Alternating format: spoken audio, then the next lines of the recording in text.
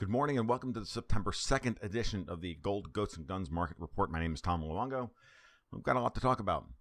And the first thing I want to talk about this morning is Russsiagate, which I don't normally talk about on this report, but it's finally gotten to a point where it's beyond ludicrous. And there's a number of reports going out over the last week that have really tied together a lot of loose ends that hadn't been quite, quote unquote, proven yet. Which is that there's evidence of Russian collusion during the 2016 campaign, but it had nothing to do with Donald Trump. The man pictured is Oleg Derispaska. He is one of the, quote unquote, Putin-allied oligarchs in Russia, which is actually the closest thing I've seen to an outright lie. Deripaska and Putin do not like each other. They tolerate each other because Deripaska is the CEO of the Russian aluminum conglomerate Rusal, and among other things, and is a man who made a lot of money in the years during which the Harvard boys were actively raping Russia. So, but Deripaska is one of those interesting figures who's got his fingers in everything. He was the man who was, interestingly enough, sanctioned by the Office of Foreign Asset Control and the Treasury Department earlier in the year, directly under the new sanctions bill, which created the massive turmoil in the aluminum markets earlier in the year, which President Trump then had to roll back, or at least put a moratorium on instituting those sanctions for 6 months while the markets worked itself out. I'm thinking about this now, but it's interesting because Deripaska was the guy who Michael Steele and Bruce Orr were working with to build the Trump dossier, which was then used to acquire the FISA warrants without any kind of hearing to spy on the Trump campaign. And any and all inquiry into this was squashed by Senator Mark Warner, and through his chairmanship on the SSIC committee in the Senate. So Warner knows what the story is. Bruce Orr obviously knows what the story is. Christopher Steele is nowhere to be found. Everybody in Washington knows that this is the story now. Robert Mueller knows Deripaska because they worked together on previous cases. Deripaska was an informant or an asset of the FBI since 2009. And they're trying to hang all of this on him. He's like, hey, I'll be happy to testify about what I know in Washington. And no one in Washington wants him to testify. This just continues to prove to me that as long as Donald Trump and company don't lose the House in November, because there's almost zero worry about them losing the Senate, then all of this Russiagate stuff is going to wind up with all these people in jail. There's going to be, at some point, the Trump administration is going to be able to issue an Interpol warrant from Christopher Steele. I mean, this is where we're going. And the fear and the desperation and all of it is very palpable. And it's beginning to have an effect on the markets. And what's interesting is that it's having an effect on the markets in such a way that we're seeing a real spillover into emerging market currencies and emerging market debt, which we're going to talk about a little bit here. And specifically weakness in the euro coming into the August close. Now, I told you on Wednesday that I have some monthly closing price updates for you on the markets that are most near and dear to us, and obviously gold and Bitcoin. But I'm going to show you what I've been talking about in terms of the euro in a couple of minutes, because the euro had an absolutely terrible Thursday and Friday. The euro coming into the European Open, or even the American Open, the New York Open on Friday morning, looked in good shape to close the week and the month above a particularly important technical level, and then it collapsed the minute the New York markets opened, and it eventually wound up the day closing below that, which is a and I'll show you the chart in just a minute to update what we've been talking about for the last couple of weeks. And it just goes to show you that markets are smarter than these people. Now, at the end of the day, no one wanted to be short Labor Day. Well, no one wanted to be long the Euro Labor Day weekend. 3-day weekend, all sorts of stuff can come out. That's a classic example of, when you got a weekly and monthly close that come together like that in a market that collapses, like the Euro did in spectacular fashion. That's a classic. I don't want to be short going into this weekend. Anything could happen. You've got riots in Germany. You've got emerging markets like the Argentinian peso collapsing to all-time lows. And this is a currency that has collapsed 3 times in the last 20 years. The Brazilian real at all-time lows. And I think the Malaysian ringgit, the Thai baht, and others are all in serious, serious trouble. And this is all based on sincere draining of the dollar liquidity market, dollar liquidity in offshore markets. And I don't see it stopping here. As a matter of fact, the collapse of the euro on Friday makes me think that it's actually going to start to accelerate into the fall, because here's the gig. The markets are trying to position themselves as if Trump is going to be impeached. There's all this weakness in there's all this arrested strength in the dollar. There's this flattening of the yield curve and all of this stuff. No one wants to really it's almost like the markets, for the first time in a long time, are actually betting on political upheaval, as opposed to cooler heads will prevail.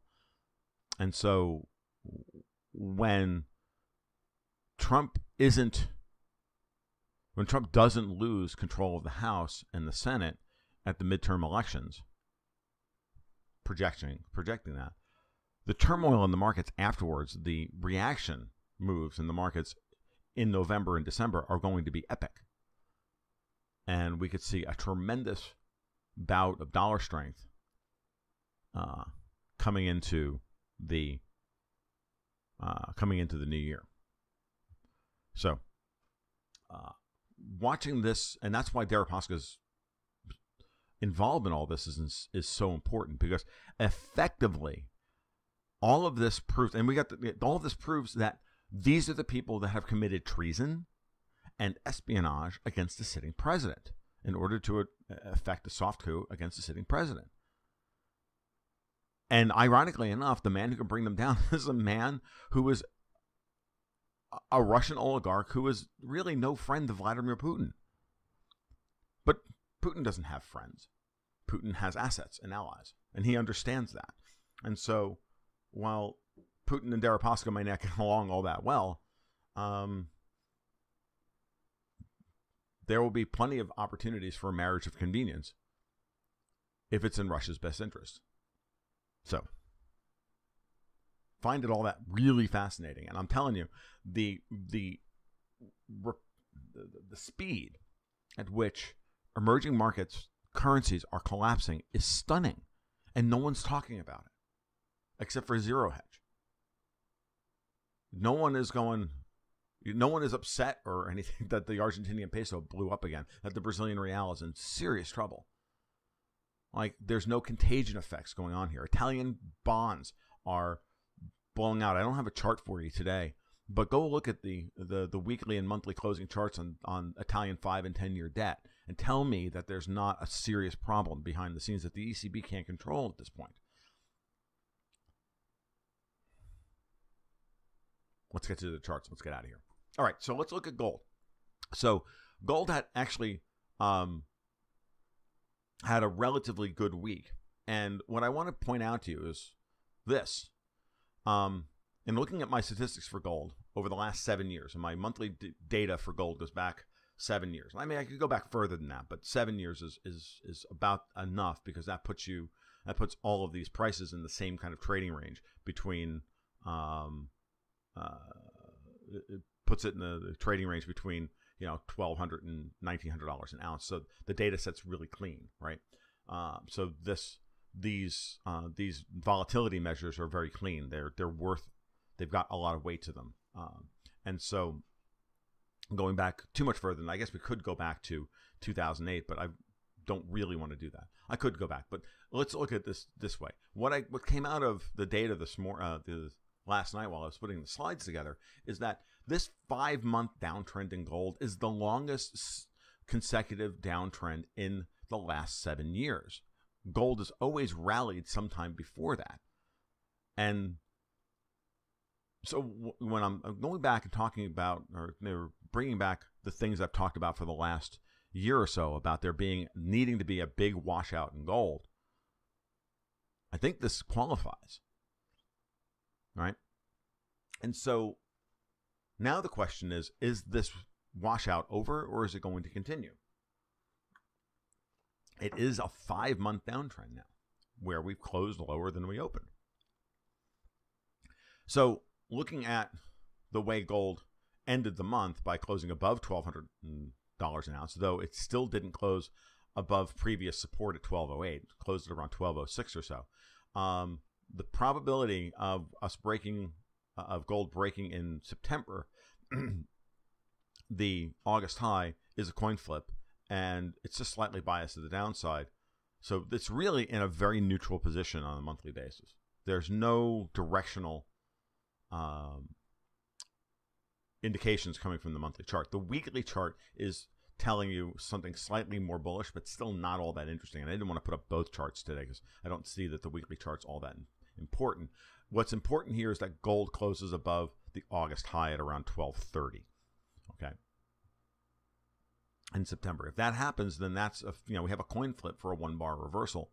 But even at this point, even an inside bar to close out Q3, where we just stay within the realm of the range of August, would be, generally speaking, considered. I would consider that a reversal signal as well, because inside bars in gold tend to reverse trends. Here's one,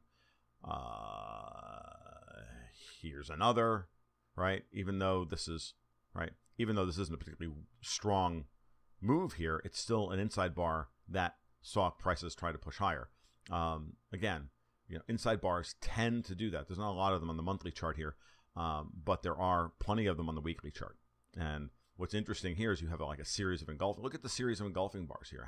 How crazy the market was in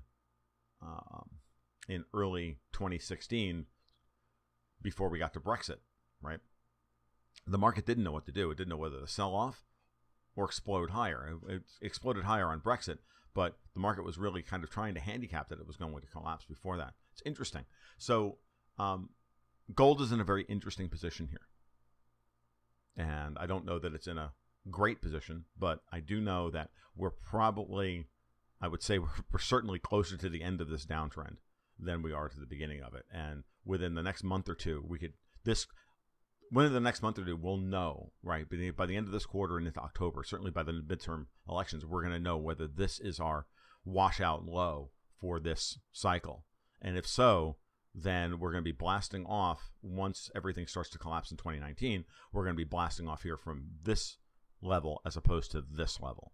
And that's what's really important, that we don't revisit 2015 lows and then go higher. It's not guaranteed yet, but there's going to be a relief valve rally here. And so then what we're looking for is the strength of that relief valve rally. And hopefully that will happen here in September, October, and we can get a better sense of what's going to happen into Q4.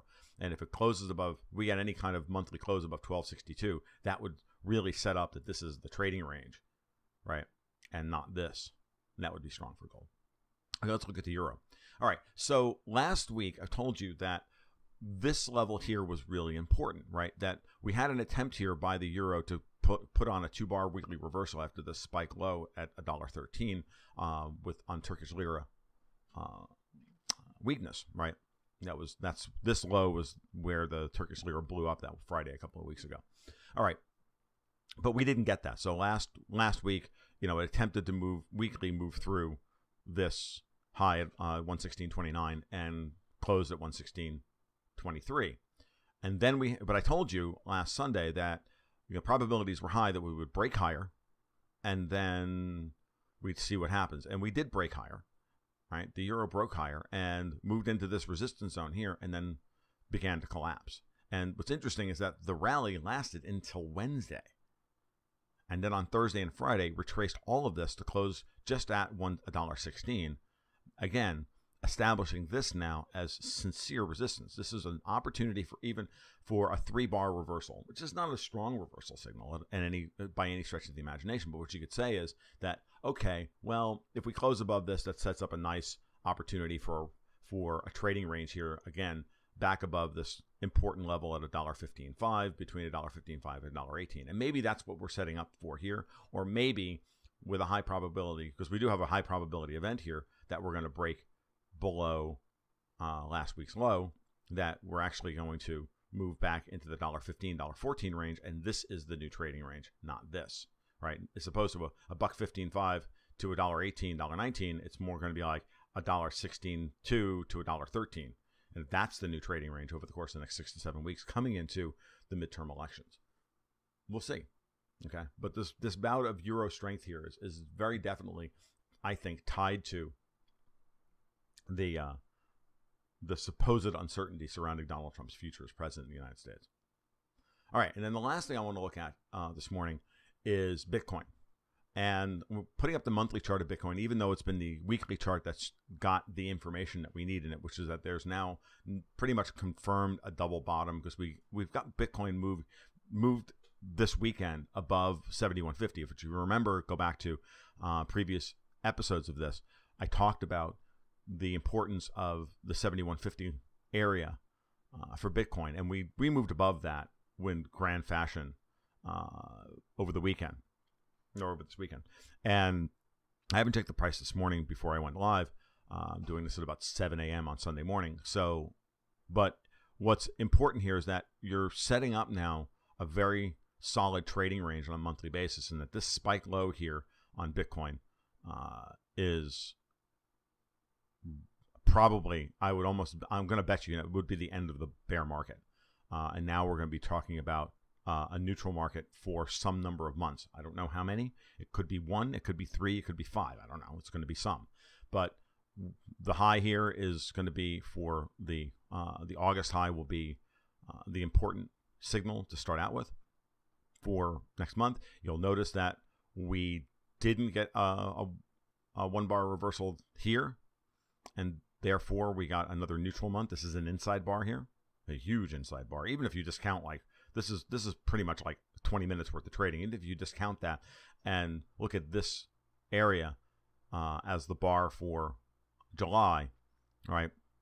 I say they call this black line the low. This is still an inside bar. So that actually does beg the question of, are we going to get a move higher? Is this inside bar from August the signal that we need to say, we're definitely looking at the potential for or strong potential for a reversal signal on a monthly basis? If we do get any kind of technical strength here in September on Bitcoin, that would set up a move back to 10,000.